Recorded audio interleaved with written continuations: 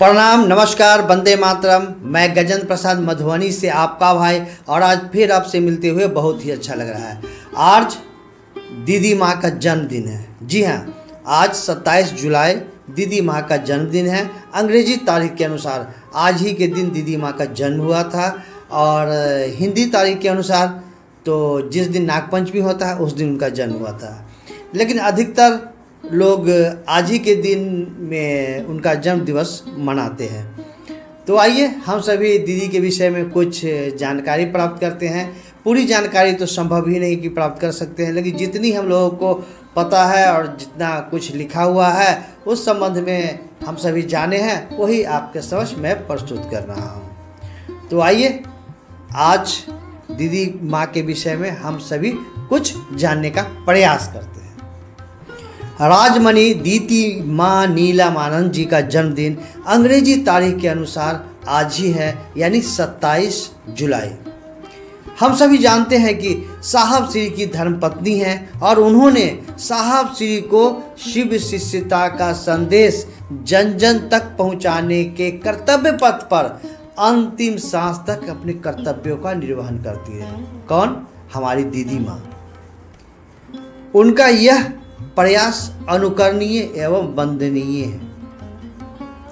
आइए कुछ उनके विषय में हम सभी जानते हैं। दीदी माँ के विषय में, ममता में दीदी माँ के विषय में। पर्वतीय श्रृंखलाओं में रचे बसे घने जंगलों से आच्छादित जिला पलामू में ही मनातू प्रखंड के अंग्रेजी शासन में राय बहादुर की उपाधि से प्राप्त एक वैभवशाली परिवार में उनका जन्म हुआ था। वैभवशाली परिवार में उनका जन्म हुआ था। पिताश्री का नाम राय बहादुर मऊआर जगदीश्वर जीत सिंह एवं माताश्री का नाम, दीदी के माताश्री का नाम भूमिका देवी था। दीदी नीलम माँ तो वैसे भी राजमणि होती है। नीलम का मतलब ही राजमणि होता है। 27 जुलाई 1952 को श्रावण शुक्ल पक्ष नाग पंचमी को इनका जन्म हुआ। उस दिन मनसा देवी की यानी नाग पंचमी की पूजा की जाती है, और सर्पों की पूजा की बड़ी पुरानी परंपरा है। हम लोगों के यहाँ बड़ी पुरानी परंपरा है, यदि सर्पों की पूजा की जाती है नाग पंचमी के दिन में, और आज ही के दिन उत्सव का रूप भी लेती है। इनके माता पिता बताते हैं कि जिस समय राजमणि नीलम दीदी का जन्म हुआ था, उस समय खाट के नीचे विषैले सर्पों के ढेर सारे सपोले, मतलब छोटा छोटा सांप, न जाने कहाँ से आ गया था।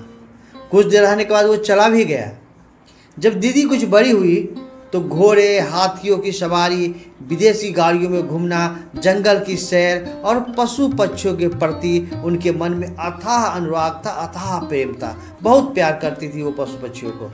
सांपों के साथ खेलने की उनकी विशेष रुचि थी।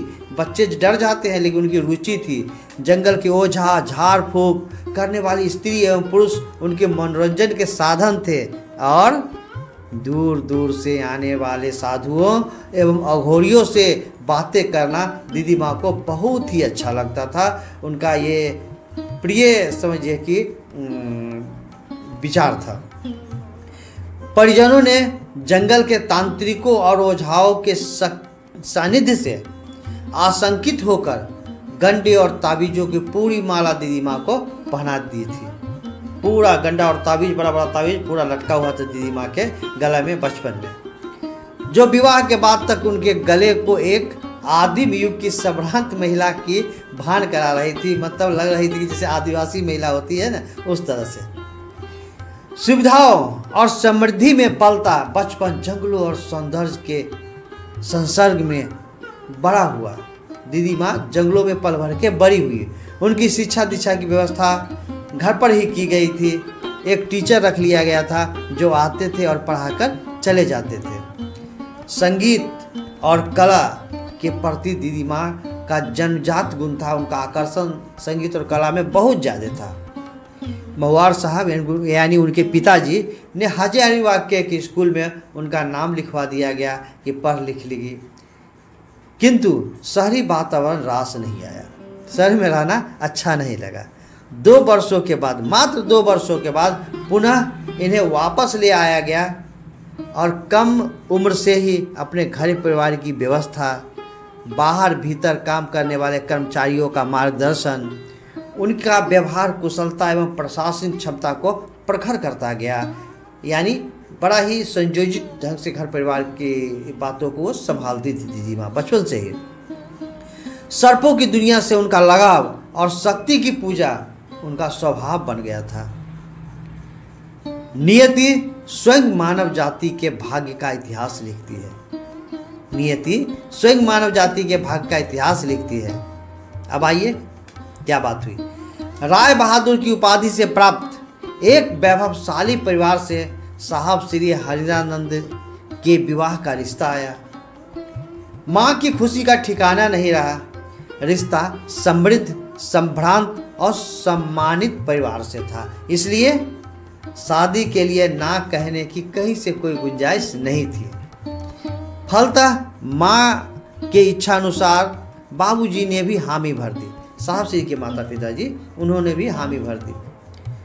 साहब श्री हरिंद्रानंद जी जानते थे कि गृहस्थ जीवन में रहकर भी साधना की ऊंचाई तक पहुंचा जा सकता है, ऐसी ऊंचाई जिससे लोग प्रशंसा करें। इसलिए इन्होंने किसी प्रकार का विरोध नहीं किया और माता पिता की आज्ञा को सहर्ष स्वीकार कर लिया। अब आता है वो शुभ दिन, विवाह उत्सव। 22 मई 1972 को 24 वर्ष की उम्र में इनका विवाह महुआर जगदीश्वर जीत सिंह एवं भूमिका देवी की सुपुत्री दीदी माँ राजमणि नीलम आनंद के साथ संपन्न हुआ।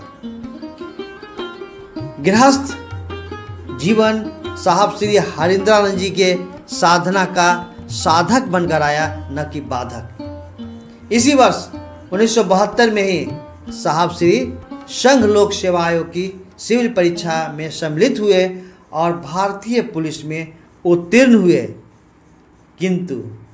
किंतु मेडिकल परीक्षण में असफल होने के कारण अंतिम परीक्षा फल में इनका नाम नहीं आया। बाबूजी अब तक पलामू में ही जिला शिक्षा पदाधिकारी थे। उन्हें तो विश्वास ही नहीं हो रहा था कि उनके पुत्र देश की सबसे बड़ी प्रतियोगी परीक्षा में सफल हुए, पर था तो यह सत्य, कैसे नहीं मानते।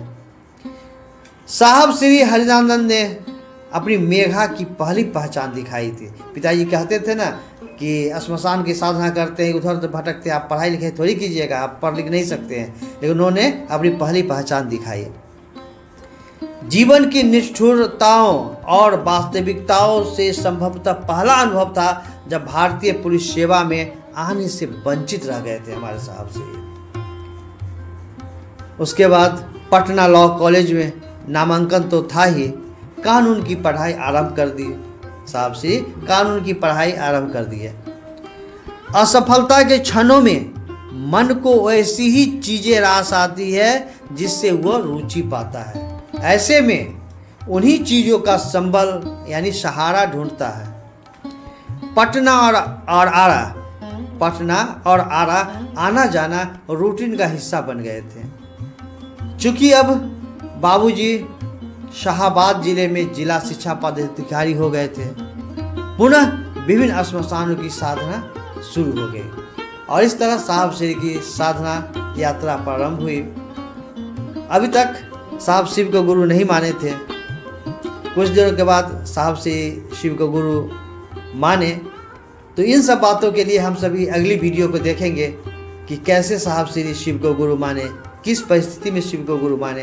अभी तो हम लोग दीदी माँ का जो जन्मोत्सव है उसकी खुशी मनाएं, आनंदित हों और दीदी माँ के जीवन को भी गहराई से मूल्यांकन करें, जाने समझें कि कैसे सुविधा संपन्न में रहते हुए भी दीदी साहब श्री के अनुसार शिव गुरु कार्य की थी। बैलगाड़ी पर, पैदल, कहीं भोजन मिलता था, कहीं नहीं मिलता था। सुदूर क्षेत्रों में जाने के बाद बड़ी कठिनाइयों से उन्होंने शिव कार्य किया, इसलिए कि आज हम सभी कहते हैं ना कि शिव मेरे गुरु हैं। यदि साहब श्री दीदी माँ का यह प्रयास नहीं रहता तो आज हमारे गुरु शिव नहीं होते और हम सभी इस अध्यात्म के भंवर जाल में इस अध्यात्म के अंधेरे गुफा में हम सभी भटक रहे होते, कुछ समझ नहीं पाए होते। तो चलिए आज की वीडियो को यहीं विराम देते हैं, फिर मिलते हैं अगली वीडियो में कुछ और नई जानकारी के साथ। तब तक आप सभी को मेरा प्रणाम। और हाँ, इस वीडियो को अन्य गुरु भाई बहनों तक शेयर जरूर कीजिएगा, क्योंकि लोग जानेंगे समझेंगे तब तो महादेव का काम करेंगे। फिर से आपको मेरा प्रणाम।